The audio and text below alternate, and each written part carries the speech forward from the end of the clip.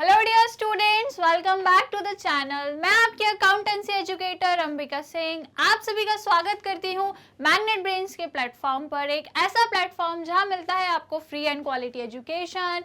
यहाँ हम प्रोवाइड कराते हैं आपको कोर्स। यदि आप इंग्लिश मीडियम के स्टूडेंट्स हैं तो आपको केजी से लेके क्लास 12 तक के कोर्स आराम से मिल जाएंगे। और इसके साथ साथ हमारा एक हिंदी मीडियम चैनल भी है जहां हम हिंदी मीडियम कोर्सेज प्रोवाइड कराते हैं from class 6 to class 12। So my dear students, यहाँ कोर्सेज आपको मिल जाएंगे सीबीएसई बोर्ड के लिए भी और अदर स्टेट बोर्ड्स को भी हम कवर करते हैं, जैसे कि Bihar board, Rajasthan board, Delhi board, MP board, UP board. Likewise हम इन स्टेट बोर्ड्स को भी कवर करते हैं। तो यहाँ आपको फुल ऑर्गेनाइज कोर्स मिलेगा, कंप्लीट कोर्स मिलेगा और प्रैक्टिस क्वेश्चंस भी हम प्रोवाइड कराते हैं। ई बुक्स या फिर ई नोट्स का बेनिफिट आपको लेना है, जो आपको जरूर लेना चाहिए। लिंक आपको डिस्क्रिप्शन बॉक्स में गिवन है, बढ़िया से जाकर आप उसे चेक कर सकते हैं और बेनिफिट ले सकते हैं। सो माय डियर स्टूडेंट्स, आपको क्या करना है, अगर अभी तक आपने चैनल को सब्सक्राइब नहीं किया तो सब्सक्राइब कर दीजिए। और आज की क्लास को हम स्टार्ट करें। स्टार्ट करने से पहले मैं आपसे बोलूंगी कि आपको क्लास को क्या करना है, लाइक करना है, शेयर करना है, सो दैट हम क्लास को स्टार्ट करें। तो जल्दी से क्या करें, लाइक शेयर जल्दी से कर दें, सो दैट जो आज का बढ़िया सा मैं लेकर आई हूँ आपके लिए टॉपिक जो है हमारा चैप्टर नंबर 3 का, इसे हम स्टार्ट करने वाले हैं। सो एज यू नो हम लोग चैप्टर नंबर 3 डिस्कस कर रहे हैं, that is theory base of accounting, accounting standard and Indian accounting standard. ये हमारा चैप्टर है।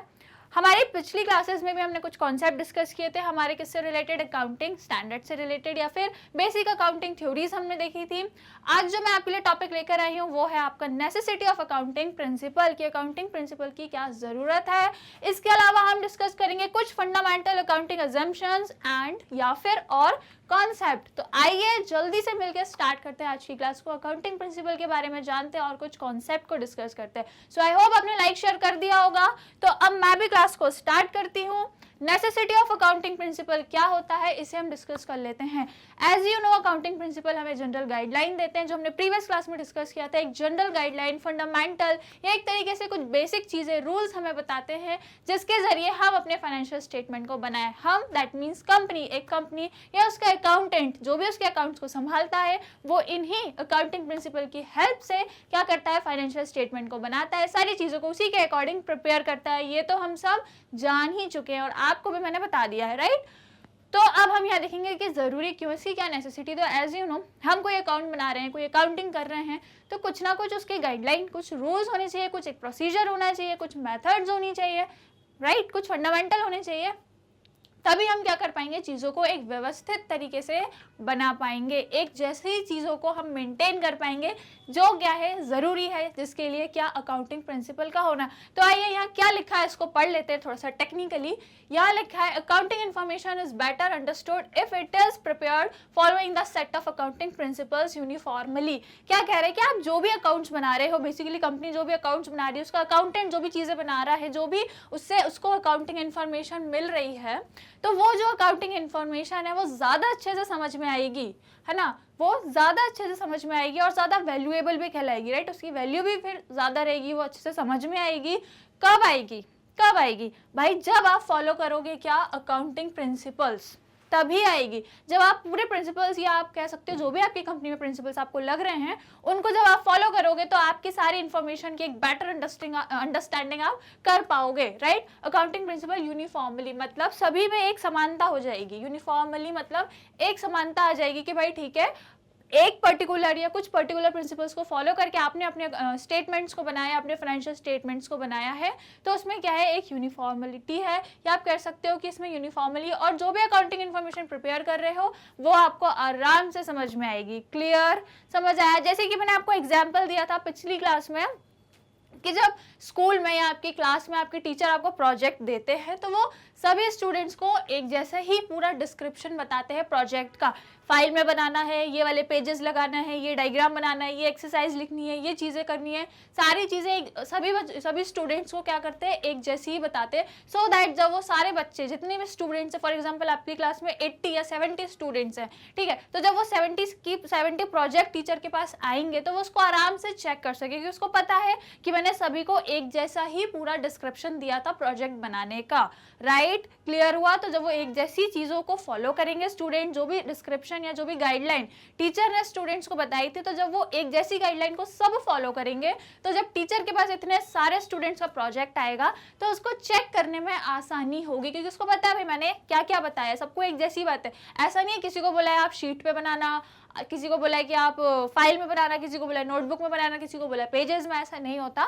टीचर सभी स्टूडेंट्स को क्या देते हैं, एक जैसा प्रोजेक्ट देते हैं, और यदि कभी अलग भी देते तो वो ग्रुप में डिवाइड करके देते हैं कि भाई 10 स्टूडेंट्स का ये ग्रुप है तो ये ऐसा बनाएगा, अगला ग्रुप ऐसा बनाएगा। तो वो क्या करते हैं, कुछ स्टूडेंट्स के ग्रुप में क्या देते हैं, एक जैसी चीज़ों को देते हैं, सो दैट उसको लास्ट में चेक करने में आसानी हो। तो यही कुछ काम हमारा अकाउंटिंग प्रिंसिपल में भी हो रहा है कि जब आप एक जैसी चीज़ों को फॉलो करके अपने स्टेटमेंट बनाओगे तो जो यूजर्स हैं उनको देखने में, उनको इवेल्युएट करने में, एनालिसिस करने में इजी होगी। क्लियर हुआ? समझ में आया? चलिए अब आगे क्या लिखा है, it means the same accounting principle are followed by all entity in preparing their final accounts. तो जितनी भी एंटिटीज, मतलब जितनी भी कंपनीज हैं, जितनी भी आपके बिजनेस ऑर्गेनाइजेशंस हैं, ये लोग क्या कर रहे हैं, सभी लोग सेम अकाउंटिंग प्रिंसिपल को फॉलो करते हैं, राइट? अभी अकाउंटिंग प्रिंसिपल कौन कौन से होते हैं ये फर्दर क्लासेस में हम डिस्कस करेंगे, राइट? सारे प्रिंसिपल्स बताऊंगी, जितने भी आपके सिलेबस में है सारे हम डिस्कस करेंगे, ठीक है? तो इन सभी प्रिंसिपल्स को क्या करती है, सारी बिजनेस ऑर्गेनाइजेशन फॉलो करती है और उस हिसाब से ही अपने फाइनल अकाउंट्स प्रिपेयर करती है। क्लियर हुआ? समझ में आया? ओके तो आगे लिखा है, accounting information is meaningful and useful for user of accounting information if the accounting records and financial statements are prepared following generally accepted accounting principle. क्या बोल रहे हैं ये, कि जो भी आपकी अकाउंटिंग की इंफॉर्मेशन है, जो भी आपने अकाउंट्स बनाए, चीजें आपने बनाई हैं, उसमें जो भी इंफॉर्मेशन निकल के आई है ना, if the accounting record and financial statement, तो जो भी चीजें हैं वो अकाउंटिंग के जितने भी रिकॉर्ड्स हैं, जितने भी आपके फाइनेंशियल स्टेटमेंट्स हैं, राइट, वो क्या हो जाएंगे, ज्यादा मीनिंगफुल हो जाएंगे, उनकी वैल्यू बढ़ जाएगी, वो और ज्यादा यूजफुल हो जाएंगे। किसके लिए? यूजर्स के लिए। यूजर्स के लिए और ज्यादा यूजफुल हो जाएंगे यदि आपने इन फाइनल अकाउंट्स को या इन फाइनेंशियल स्टेटमेंट्स को, इन अकाउंटिंग रिकॉर्ड्स को कैसे बनाया है, इन प्रिंसिपल्स को फॉलो करके बनाया है, इन अकाउंटिंग प्रिंसिपल को फॉलो करके बनाया है। ये जो आपको एक यहाँ पे स्टेटमेंट दिख रहा है, that is generally accepted accounting principal, ये एक फुल फॉर्म है, किसका है मैं आपको बता देती हूँ, ये आपका फुल फॉर्म है GAAP। ये टर्म याद रखिएगा, आपसे एग्जाम में यदि इस शॉर्ट फॉर्म में आ गया, सपोज शॉर्ट फॉर्म में आपसे आ गया GAAP का फुल फॉर्म पूछ लिया, या किसी स्टेटमेंट में GAAP लिखा है, तो कंफ्यूज मत होना कि ये क्या है, ये तो हमारी मैम ने पढ़ाया ही नहीं है, ऐसा मत सोचना। GAAP मतलब होता है ये जनरल या generally accepted accounting principal, generally accepted accounting principal. Clear? समझ में आया? समझ आया? देखो ये जनरली अकाउंटिंग आप कह सकते हो एक्सेप्टेड अकाउंटिंग प्रिंसिपल है क्या, ये बेसिकली आपको ये शो कर रहा है कि जो भी आपके अकाउंटिंग प्रिंसिपल है, जो फर्दर मैं आपको समझाऊंगी, वो अकाउंटिंग प्रिंसिपल कैसे हैं, जनरली एक्सेप्टेड है, मतलब सबने उसको एक्सेप्ट करके रखा है, सब उसको फॉलो करते हैं। ऐसा नहीं है कोई कंपनी करती है कोई कंपनी नहीं करती, ऐसा नहीं है, ये जनरली एक्सेप्टेड है, पूरे आप कह सकते हो हर जगह, सारी कंपनीज में, सारे ऑर्गेनाइजेशन में इन्हें फॉलो किया जाता है, जनरली एक्सेप्टेड है, सबने यूनिवर्सली इसको एक्सेप्ट करके रखा है, क्योंकि हमारे अकाउंटिंग प्रिंसिपल क्या है, यूनिवर्सली एक्सेप्टेड है, जनरली एक्सेप्टेड है। क्लियर है? तो GAAP का क्या हो गया, जनरली एक्सेप्टेड अकाउंटिंग प्रिंसिपल। तो यही चीज कही जा रही है कि जो भी अकाउंटिंग इन्फॉर्मेशन है वो और ज्यादा यूजफुल हो जाएगी, और ज्यादा मीनिंगफुल हो जाएगी आपके यूजर्स के लिए, यदि वो इन्फॉर्मेशन आपने जनरली एक्सेप्टेड अकाउंटिंग प्रिंसिपल के बेस पर बनाई है। क्लियर हुआ? समझ में आया अच्छे से? तो ये पूरा आपका था नेसेसिटी, यही तो जरूरत है भाई, सबको समझ आना चाहिए, यूजर को आपकी इन्फॉर्मेशन समझ में आनी चाहिए, यही तो क्या है अकाउंटिंग प्रिंसिपल की जरूरत है, बस इसके अलावा कुछ नहीं है। क्लियर हुआ? समझ में आया? बेसिक सी चीज थी, नॉर्मल सी चीज थी। चलो अब आगे बढ़ते हैं, फर्दर हम देखते हैं हमारे पास क्या है, फंडामेंटल अकाउंटिंग अजम्पशन और कॉन्सेप्ट। तो अब फाइनली हम जो देखने वाले हैं वो क्या देखेंगे, अकाउंटिंग के कुछ अजम्पशन या कुछ कॉन्सेप्ट। इंपॉर्टेंट है, टोटल 3 कॉन्सेप्ट हैं आपके सिलेबस में, टोटल 3 अकाउंटिंग के कॉन्सेप्ट हैं हमारे जो काफ़ी इंपॉर्टेंट हैं। इनसे क्वेश्चन आ सकता है कहीं से भी, या तो आपको एक्सप्लेन करने के लिए बोल सकते हैं कि एक्सप्लेन करो, डिफ्रेंसिएशन पूछ सकते हैं, या कोई कंडीशन दे देंगे और बोलेंगे बताओ ये कौन सा अकाउंटिंग का कॉन्सेप्ट है, ठीक है। तो किसी भी तरीके से क्वेश्चन हो सकता है, पूछ सकते हैं आपसे, आपको हर क्वेश्चन के लिए रेडी रहना है। इसके लिए सबसे पहले आपको यहाँ समझना है कि क्या है ये अकाउंटिंग के कॉन्सेप्ट। तो आइए वन बाय वन हम इनको समझ लेते हैं। इनको समझने से पहले क्या करिए, क्लास को लाइक कर दीजिए, शेयर कर दीजिए, क्योंकि माय डियर स्टूडेंट्स बहुत ही इंपॉर्टेंट कॉन्सेप्ट हम डिस्कस कर रहे हैं। तो आई होप लाइक कर दिया सबने, शेयर कर दिया, तो चलो फिर देर किस बात की, चलो। तो पहला अकाउंटिंग जो हमारा कॉन्सेप्ट है या जो हमारा एजम्पशन है उसको देख लेते हैं। ये फंडामेंटल है, ठीक है, ये बेसिक है, ये तो मतलब सभी को फॉलो करना ही करना है। ये जो कॉन्सेप्ट है, 3 कॉन्सेप्ट है हमारे, ये तीनों तो सभी को फॉलो करना ही करना है, चाहे कोई ऑर्गेनाइजेशन हो, कैसी हो, कोई बिजनेस हो, कहीं पे भी हो, देश के किसी भी कोने में हो, सबको ये तो फॉलो करना ही करना है, ये फंडामेंटल है, ठीक है। चलो सबसे पहले देख लेते हैं गोइंग कंसर्न एजम्पशन।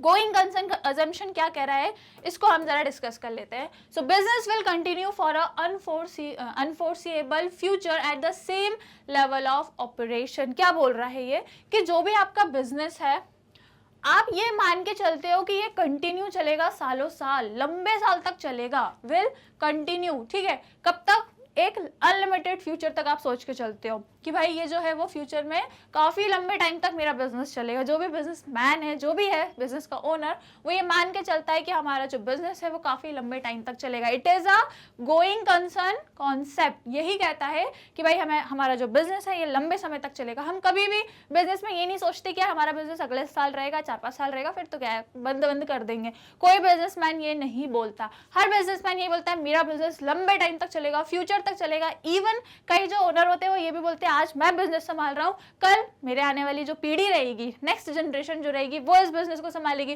फिर उसके आने वाली नेक्स्ट पीढ़ी ये बिजनेस संभालेगी। लाइकवाइज जनरेशन टू जनरेशन आपका बिजनेस क्या होते जाएगा, अलग अलग ओनर के द्वारा चलाया जाएगा। तो बिजनेस को आप क्या मान के चलते हो कि भाई इसकी एक लंबी लाइफ है, 10-15 साल, 20 साल, 5 साल की लाइफ आप नहीं मानते। आप ये सोचते हो भाई लंबे समय तक हमारा बिजनेस चलेगा, हम रहे ना रहे बिजनेस तो चलता रहेगा, राइट। ये याद रखना, गोइंग कंसर्न कॉन्सेप्ट मतलब हम रहे या ना रहे, दैट इज ओनर रहे या ना रहे, मैनेजमेंट रहे या ना रहे, बिजनेस तो चलता रहेगा। मैनेजमेंट मतलब मैनेजमेंट के लोग चेंज होते रहते हैं, सेम मैनेजर्स या सेम लोग नहीं रहते, चेंज होते रहते हैं, ओनर चेंज होता रहता है, लेकिन बिजनेस चलता रहता है। क्लियर, यही कहता है ये कॉन्सेप्ट। तो भाई ये तो सभी बिजनेस मान के चलेंगे ना कि भाई हमारा बिजनेस लंबे टाइम तक चलेगा। क्लियर है, ठीक है। अब आगे देखते हैं क्या लिखा है।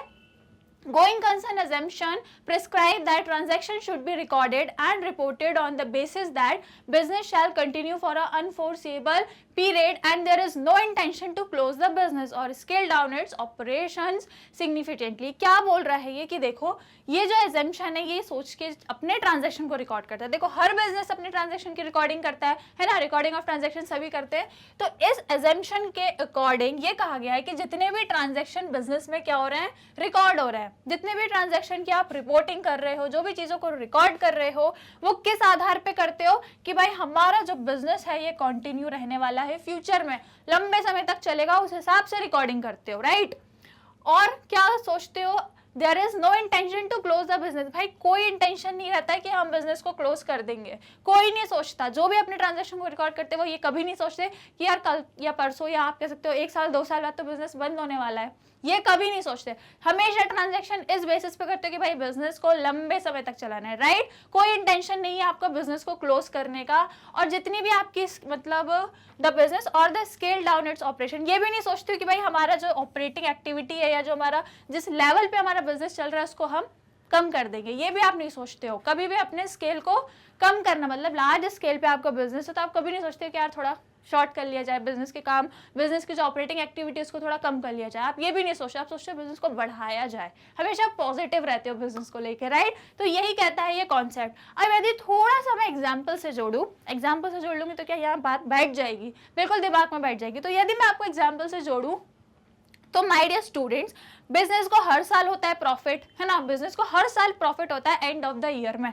अब आप मुझे ये बताइए यदि बिजनेस ये सोचता कि यार बस इसी साल का देखो, आने वाले वर्ष का तो देख लेंगे, चले ना चले बिजनेस इस साल का देखो, यदि बिजनेस ऐसा सोचता तो वो उसने एक साल में जितना प्रॉफिट कमाया है वो उसको तभी खत्म कर देता। वो सोचता ये प्रॉफिट कमाया यहीं कहीं खर्च कर दो, चलो पार्टी कर लेते हैं, पूरा प्रॉफिट खत्म, है ना। ये कभी नहीं करता। बिजनेस क्या करता है, जो भी प्रॉफिट कमाया है उसको थोड़ा सा सेव करके भी रखता है फ्यूचर के लिए। इसका मतलब क्या है कि वो अपने बिजनेस को फ्यूचर में भी देख रहा है ना कहीं उसको पता है कि भाई बिजनेस का भी फ्यूचर बहुत लंबा है। तो जो प्रॉफिट है, इसको जितना भी प्रॉफिट आया आज ही निपटा के पार्टी हटी करके खर्च मत करो, इस प्रॉफिट को सेव करो, अगले साल काम आएगा। भाई अभी बिजनेस को इसी साल का तो है नहीं, आने वाले सालों में भी बिजनेस को रन करना है। तो जो भी प्रॉफिट है इसे अभी नहीं निपटाना है, इसे आने वाले वर्षों के लिए सेव करके रखना है। क्लियर। तो ये एक एग्जांपल है कि भाई बिजनेस अपना प्रॉफिट एक साल में जो कमाया उसको एक साल में ही खर्च नहीं कर देता, आने वाले वर्षों के लिए भी सेव करके रखता है, दैट इज रिजर्व करके रखता है। राइट, समझ में आया। और यदि हम इसका एग्जाम्पल लें तो बिजनेस जो असेट खरीदता है, सपोज मशीनरी खरीद ली, बिल्डिंग खरीद ली, फर्नीचर खरीद ली, तो वो क्या सोच के खरीदता है, लंबे वर्षों तक। क्यों बिजनेस सोचता है कि अच्छे से अच्छी मशीन लो, अच्छे से अच्छी बिल्डिंग बनाओ, मजबूत बिल्डिंग लो। क्यों? क्योंकि उसको पता है भाई बिजनेस लंबे समय तक चलेगा, आज का ही नहीं है, बहुत लंबे टाइम तक चलेगा। तो इसलिए बिजनेस में हर चीज फ्यूचर को ध्यान में रख के यदि आप कर रहे हो, इट मीन्स आप अपने बिजनेस को फ्यूचर में भी आगे बढ़ाने वाले हो। क्लियर है। सिंपल सा फॉर्मूला है, आप कह सकते हो सिंपल सा कॉन्सेप्ट है किसका, गोइंग कंसर्न अजम्पशन का। राइट, क्लियर है, फिट हो गया दिमाग में, भूलना नहीं अब इसको। राइट, चलो अब बढ़ते हैं हमारे नेक्स्ट वाले कॉन्सेप्ट की ओर, जो है कंसिस्टेंसी अजम्पशन। अब ये कंसिस्टेंसी अजम्पशन क्या है, इसको समझो। ये कह रहा है कि accounting practices and principles once applied shall be applied year after year to meet the qualitative characteristic. Consistency का मतलब क्या होता है, बेसिक मतलब ये होता है कि जैसा आप कर रहे हो उसको रेगुलरली वैसे ही करते रहो। राइट, कंसिस्टेंसी रखो। टीचर्स आपको बोलते होंगे ना कि पढ़ने में कंसिस्टेंसी होनी चाहिए, कि भाई आज पढ़ रहे हैं, ऐसा नहीं फिर आज पढ़ लिया, कल नहीं पढ़ा, परसों नहीं पढ़ा, नरसों पढ़ लिया, ऐसा नहीं। डेली पढ़ो, 1 घंटा 2 घंटा 4 घंटा जितना भी हो, डेली कंसिस्टेंसी पढ़ो, बस कंसिस्टेंसी रखो पढ़ने में। तो सेम यही है कंसिस्टेंसी का यहाँ पे भी मतलब, कि जो भी अकाउंटिंग की प्रैक्टिसेस है या जो भी अकाउंटिंग के प्रिंसिपल्स हैं जो आप क्या कर रहे हो अपने बिजनेस में अप्लाई कर रहे हो, या अपने बिजनेस में जो भी प्रिंसिपल्स जो भी प्रैक्टिसेस आप फॉलो कर रहे हो, उनको क्या करो, एक साल आने वाले फिर अगले सालों में भी वैसी की वैसी सेम उन्हीं को फॉलो करो। ऐसा नहीं है इस साल कुछ फॉलो कर लिया, इस साल कुछ प्रिंसिपल फॉलो कर लिए, मजा नहीं आया, अगले साल दूसरे कर लिए, फिर नहीं अच्छा लगा, तीसरे साल दूसरे बदल दिए, चौथे साल फिर बदल दिए, ये एक साल में 4-5 बार बदल दिए। भाई ऐसा नहीं करना है, कंसिस्टेंसी रखनी है। जो भी प्रिंसिपल आप फॉलो कर रहे हो, जो भी रूल्स रेगुलेशंस मेथड आप यूज कर रहे हो अपनी अकाउंटिंग की प्रोसेस में, उस सब को कुछ समय तक, कुछ सालों तक एटलीस्ट फॉलो करो, है ना। ये नहीं कह रहे हैं कि जिंदगी भर जब तक भी बिजनेस है तब तक सेम वही के वही फॉलो करो, ऐसा नहीं है, लेकिन एक अच्छे खासे समय तक तो एटलीस्ट फॉलो करो। आप सोचो हर साल बदलेंगे, तो भाई ऐसा नहीं है, कम से कम 5 साल 6 साल 4 साल उनको रखो। यदि आपको ठीक लग रहा है तो कंटिन्यू करो, और नहीं लग रहा है तो फिर चेंज कर दो। राइट, लेकिन एक अच्छे खासे समय तक आपको एटलीस्ट कंसिस्टेंसी तो रखनी है। समझ गए, यही कह रहा है ये वाला कॉन्सेप्ट, जिससे क्या हो सके, क्वालिटेटिव कैरेक्टरिस्टिक्स आपके इंफॉर्मेशन जो भी आपकी अकाउंटिंग इंफॉर्मेशन है उसमें एक क्वालिटेटिव कैरेक्टरिस्टिक आ सके। अब मान लीजिए हर साल आप मेथड बदल रहे हो, है ना, हर चीज को कैलकुलेट करने की मेथड दूसरी चेंज कर लेते हो, फॉर्मूला चेंज कर लेते हो, या प्रिंसिपल चेंज कर लेते हो, तो भाई इससे क्वालिटेटिव कैरेक्टरिस्टिक्स नहीं आएगी। आप कंपैरिजन ही नहीं कर पाओगे, क्योंकि पिछले साल कोई और मेथड से चीजें की थी, इस साल कोई और मेथड से कर दी, कहाँ से कंपैरिजन होगा, है ना। तो कंपैरिजन करना है चीजों को, आप चीजों में क्वालिटेटिव कैरेक्टरिस्टिक्स लेके आने, कंपैरेटिबिलिटी करनी है। तो इसके लिए दोनों में इन द सेंस प्रिंसिपल्स जो फॉलो कर रहे हो, जो मेथड्स रूल्स फॉलो कर रहे हो, इनमें कंसिस्टेंसी होनी चाहिए। कुछ सालों तक लगातार सेम चीजों को फॉलो करना है। फॉर एग्जांपल यदि मैं आपको जोड़ूं ताकि आपको अच्छे से समझ में आए, तो मान लीजिए आपने डेप्रिसिएशन सुना होगा, नहीं भी सुना है सो डोंट वरी, आपका चैप्टर है एक अलग से पूरा डेप्रिसिएशन का, उसमें पूरा डेप्रिसिएशन सीखेंगे, कैसे कैलकुलेट होता है, कौन सी मेथड से होता है, सब सिखाऊंगे। पर फिर भी मैं यहाँ पे आपको एक एग्जांपल देती हूँ डेप्रिसिएशन से रिलेटेड। आपको पता तो होगा, प्रीवियस क्लास में मैंने डेप्रिसिएशन पढ़ाया है, राइट, तो मीनिंग तो पता ही होगा। सो माय डियर स्टूडेंट्स, एक कॉन्सेप्ट होता है डेप्रिसिएशन का। क्या मतलब होता है डेप्रिसिएशन का? भाई डेप्रिसिएशन का सिंपल सा मतलब ये होता है कि जो भी आपके असेट है उसकी वैल्यू क्या होती है, कम होती है है ना, समय के साथ साथ ये उसका यूज बहुत हो जाता है उस असेट का, तो उसकी वैल्यू गिर जाती है। अब यदि मैं आपको एक एग्जांपल दूं, फॉर एग्जांपल आपकी जो कंपनी है उसमें आप मशीन का यूज करते हो, मशीनरी है आपकी कंपनी में, तो उस मशीन का डेली यूज होता है ना, डेली उस मशीन में प्रोडक्ट्स बनते हैं, तो उस मशीन का भी क्या लगेगा, डेप्रिसिएशन हो जाएगा। भाई मान लो आपने मशीनरी खरीदी थी 1 लाख रुपीज की, अगले वर्ष वो 1 लाख की नहीं रह जाएगी, उसकी वैल्यू कम हो जाएगी, सपोज करो 80,000 ही बचेगी। फिर उसके अगले वर्ष उसकी वैल्यू और कम हो जाएगी, सपोज करो 60,000 हो जाएगी। लाइकवाइज उसकी वैल्यू हर साल थोड़ी थोड़ी गिरेगी, बिल्कुल गिरेगी, ठीक है। सो मैं आपको बस यहाँ पे इतना बताने के लिए आपको डेप्रिसिएशन पे लेकर आई हूँ कि डेप्रिसिएशन को कैलकुलेट आप करते हो। अब जैसे ये मैंने जो बताया ना, 1 लाख की जो मशीनरी थी वो 80,000 की हो गई, 60,000 की हो गई, तो ये ऐसे मन से नहीं बता देते हम, मैंने आपको मन से बता दिया, पर जब कंपनी कैलकुलेट करती है, अकाउंटेंट जब इसको कैलकुलेट करता है, तो वैसे मन से नहीं कर देता कि ये चलो 1 लाख की थी तो 80,000, ऐसे मन से नहीं करता। उसको कैलकुलेट करने की प्रॉपर मेथड होती है, प्रॉपर चीजें होती हैं, वो मैं आपको सिखाऊंगी डेप्रिसिएशन के चैप्टर में, फिलहाल उसमें नहीं उलझना है। तो माय डियर स्टूडेंट, जो भी मेथड रहती है डेप्रिसिएशन को कैलकुलेट करने की, बेसिकली वो 2 तरीके की मेथड होती है, ठीक है।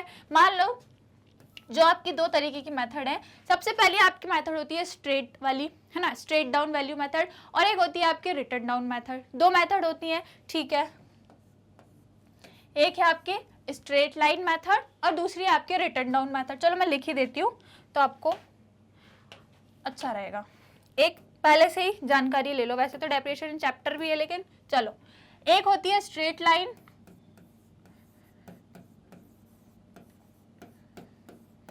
ठीक है, स्ट्रेट लाइन मेथड, और एक होती है आपकी रिटर्न डाउन।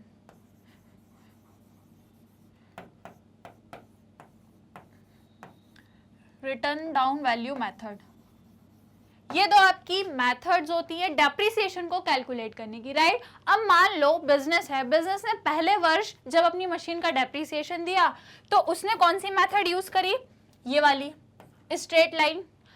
उसको जो भी था, उसको जो भी उसके मन में आया, अकाउंटेंट जो आपके बिजनेस के अकाउंटेंट थे, उन्होंने पहले वर्ष तो स्ट्रेट लाइन मेथड से डेप्रिसिएशन निकाल लिया, लेकिन फिर अगले वर्ष उन्होंने रिटर्न डाउन से निकाल लिया, है ना। फिर उसके अगले वर्ष वापस स्ट्रेट लाइन से निकाल लिया, फिर अगले वर्ष वापस रिटर्न। तो लाइकवाइज बार बार हर साल उन्होंने मेथड बदली।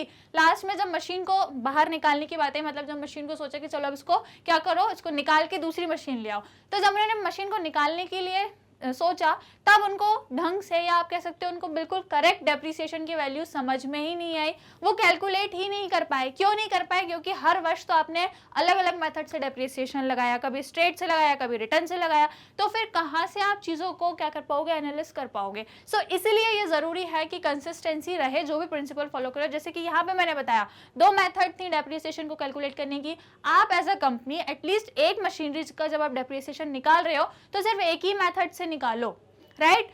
हमेशा नहीं तो एटलीस्ट कुछ वर्षों तक, 5 साल 6 साल तक तो एटलीस्ट सेम मेथड आपको यूज करनी है, सो दैट क्या हो, आपका अच्छे से इवेल्युएशन हो जाए। यदि आप सेम मेथड करते, स्ट्रेट लाइन अकेली फॉलो कर रहे होते, तो आराम से आपको डेप्रिसिएशन पता लग जाता, राइट। तो यही कहना चाह रही हूँ मैं कि कंसिस्टेंसी में जो भी प्रिंसिपल, जो भी मेथड, रूल्स, जो भी चीजें फॉलो कर रहे हो, उनको लगातार वर्षों तक करते रहना है आपको, ठीक है। क्लियर हो गया। अब यहाँ पे एक चीज भी हो सकती थी कि आपने एक मशीनरी पे स्ट्रेट लाइन लगा लो, दूसरी मशीनरी पे रिटर्न डाउन मेथड लगा लो, ऐसा कर सकते हो, लेकिन एक मशीनरी पे एटलीस्ट एक मेथड लगाओगे, तभी चीजें क्या होंगी, अच्छे से समझ में आएंगी, और उनकी एक क्वालिटेटिव कैरेक्टरिस्टिक रहेगी कि हाँ भाई इसमें चीजें क्लियर है, क्लियर है, समझ में आ गया। सेकंड वाला कॉन्सेप्ट। चलो थर्ड वाला कॉन्सेप्ट कह रहा है आपका अक्रूरल कॉन्सेप्ट। अक्रूरल कॉन्सेप्ट क्या कह रहा है, transactions are recorded when they are entered into whether amount is exchange और नॉट। क्या कह रहा है ये, कि जितने भी आप ट्रांजैक्शन कर रहे हो डे टू डे बेसिस पे, जितने भी बिजनेस में ट्रांजैक्शन हो रहे हैं, उनको आप रिकॉर्ड कर लेते हो।